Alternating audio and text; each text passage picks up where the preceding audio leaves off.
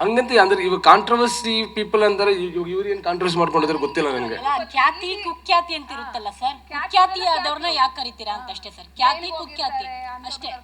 ಇನ್ನೊಂದೇನೋ ಇದಾಗಿರುತ್ತೆ ಅಂತ ಒಂದು ಕರ್ಕೊ ಬರ್ತೀವಿ. ಯಾಕೆ ಅಂತ ಅದು ಯಾಕೆ ಆ ಸ್ಟ್ರಾಟಜಿ ಏನಕ್ಕೆ? ಸ್ಟ್ರಾಟಜಿ ಸ್ಟಾರ್ಟ್ ಆದಾಗ ಎಲ್ಲರೂ ಸಹ ಕಾಂಟ್ರವರ್ಸಿ ಮಾಡ್ಕೊಂತಾರೆ. ಇನ್ನೇನ್ ಸ್ಟಾರ್ಟ್ ಆಗ 1 ಮಂತ್ ಇರ್ಬೇಕಾದ್ರೆ ಅದಕ್ಕೆ ಹೋಗ್ಬೇಕು ಅಂತಾನೆ ಕಾಂಟ್ರವರ್ಸಿ ಮಾಡ್ಕೊಂತಾರೆ. ಅದಕ್ಕೆಲ್ಲ ನಾವು ರೆಸ್ಪಾನ್ಸ್ ತಗೊಳಕ್ಕಾಗಲ್ಲ. ವಿಷಯ ಇರೋದು ತುಂಬ ಸಿಂಪಲ್ ಮ್ಯಾಮ್. ಇವಾಗ ನಾವು ಶೋ ಮಾಡ್ತೀವಿ ಅಂದ್ಕೊಳ್ಳಿ, ಇವಾಗ ಯಾವುದು ದೊಡ್ಡ ಮೂವಿ ಮಾಡ್ತಾರೆ ಅಂದ್ಕೊಳ್ಳಿ, ಯಾರು ಎನಿ ಶೋ ಮಾಡಿದ್ರೆ ಅಲ್ಲಿ ಇವರು ಬರಬೇಕು ಅಂತ ಒಂದು ವಿಶ್ ಲಿಸ್ಟ್ ಇರುತ್ತೆ. ವಿಶ್ ಲಿಸ್ಟ್ ಯಾವ್ದು ಬೇಸಿರುತ್ತೆ, ಇನ್ ಕೇಸ್ ಒಂದು ಕಥೆ ಆಗಿದ್ದರೆ, ಒಂದು ಫಿಕ್ಷನ್ ಆಗಿದ್ದರೆ ಈ ಕ್ಯಾರೆಕ್ಟರ್ಗೆ ಇವ್ರು ಸರಿ ಇರ್ತಾರೆ ಅಂತ ಒಂದು ಲಾಜಿಕಲ್ಲಿ ಚೂಸ್ ಮಾಡ್ತಾರೆ. ಈ ಥರ ನಾನ್ ಫಿಕ್ಷನ್ ಇದ್ದರೆ ಇದು ಕ್ಯಾರೆಕ್ಟರ್ ಅಂತ ಏನೂ ಇಲ್ಲ, ಕತೆ ಹಿಂಗೆ ಹೋಗುತ್ತೆ ಯಾರಿಗೂ ಗೊತ್ತಿಲ್ಲ. ಸೊ ಬೇಸಿಕ್ ರೂಲ್ ಏನಿದ್ರೆ ಇವ್ರೆಲ್ಲ ಗೊತ್ತಿರೋರು, ಜನಕ್ಕೆ ಪರಿಚಯ ಇರೋರು ಅನ್ನೋದು ವಿಷಯ.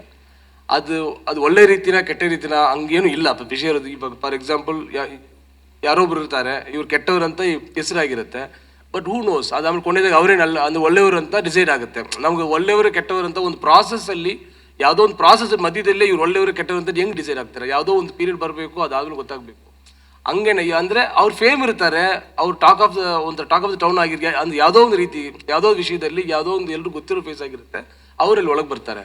ಅದರಲ್ಲಿ ಅವ್ರಿಗೆ ಒಳ್ಳೆ ವ್ಯಕ್ತಿತ್ವ ಇದ್ದು, if is a good entertainer or ಒಳ್ಳೆ ಎಲ್ರಿಗೂ ಇಷ್ಟಪಡೋ ಒಂದು ಕ್ಯಾರೆಕ್ಟರ್ ಆಗಿದ್ದರೆ ಅವ್ರ ಶೋ ಗೆಲ್ಲುವ ತನಕ ಹೋಗ್ಬೋದು, ಇಲ್ಲಾಂದರೆ ಆಚೆ ಹೋಗ್ತಾರೆ.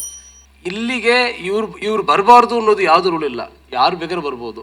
ಯಾರು ಜನರಿಗೆ ಇಷ್ಟ ಆಗ್ತಾರೋ ಅವ್ರ ಶೋ ಕೊನೆ ತನಕ ಕಂಟಿನ್ಯೂ ಆಗ್ತಾರೆ, ಇಷ್ಟ ಆಗದೆ ಇರೋರು ಬಿಗಿನಿಂಗಲ್ಲೇ ಹೋಗ್ತಾರೆ, ಅಷ್ಟೇ ವಿಷಯ.